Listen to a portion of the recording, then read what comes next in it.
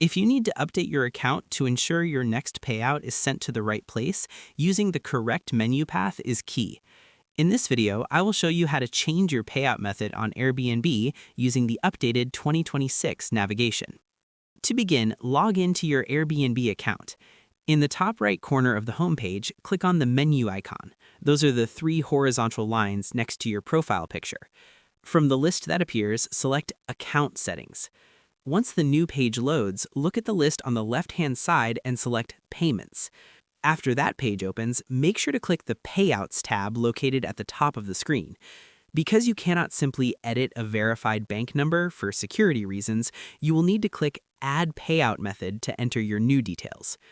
Once the new method is verified and shows a status of Ready, click the Edit or More Options button next to it and select Set as Default. This ensures all future earnings are sent to this new account. If you no longer need the old method, you can then select Remove to clear it from your profile. That's how you change the payout method on Airbnb.